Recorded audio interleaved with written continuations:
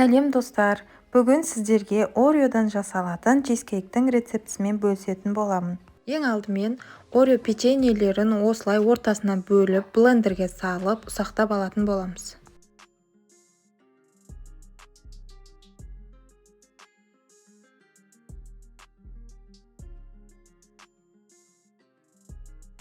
Ұсақталған Орео печеньелеріміздің үстіне еріген сары майымызды құйып, жақсылап араластырамыз.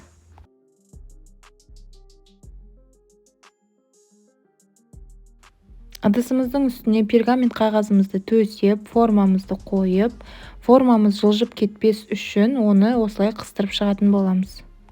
Формамыздың ішіне осылай ацетатный бумагамызды да қойып шығамыз. Ол да жылжып кетпес үшін оны да қыстырып алатын боламыз.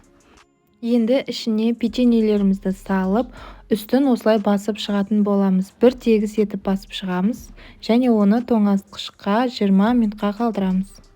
Салқын суымызға желатинімізді қосып араластырып аламыз.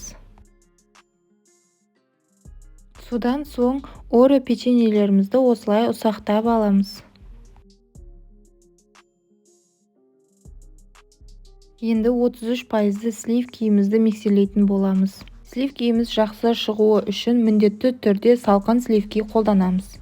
Сливки құятын ыдысымызды және венчигімізді алдын ала мұздатқышқа 15-20 минутқа қойып салқындатып аламыз. Қатты қоюланғанға дейін миксерлемейміз, осындай масса болып шығуы қажет.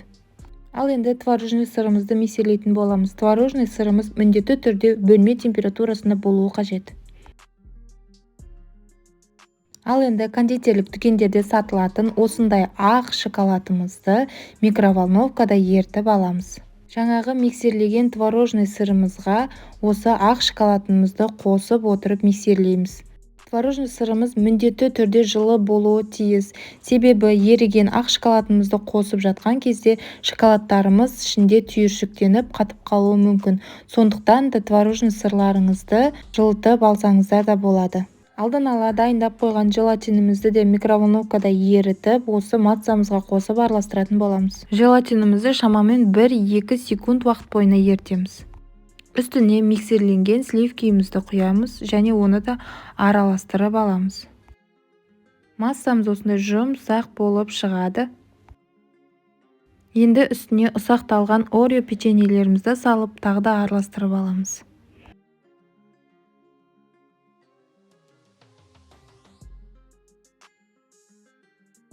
Тоңазытқышта тұрған Орео печеньемізді алып, үстіне массамызды құйып, бетін тегістеп шығамыз. Енді осы чизкейкімізді шамамен 3-4 сағат уақыт бойына тоңазытқышқа салып қоятын боламыз.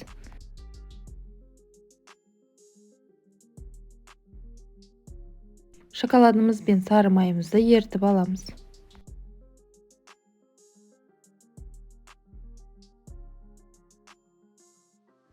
Творожный сырымыз бен сары майымызды миксерлейміз. Үстіне сахарный пудрамызды да қосып, тағы да миксерлейміз. Орео печеньелерімізді ұсақтап, турап қосып, тағы да араластырып аламыз. Бұл кремді біз чизкейктің үстін безендіру үшін қолданамыз. Тоңазытқышта тұрған чизкейкімізді аламыз. Астындағы пергамент қағазын аламыз және формасынан да ажыратып аламыз. Үстіне ганажымызды бір тегіс етіп құйып шығатын боламыз.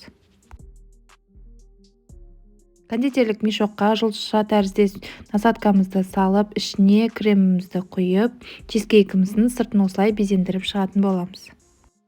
Ал мінекей достар, біздің Ореодан жасалатын өте дәмді болып шығатын чизкейкіміз дайын. Астарыңыз дәмді болсын.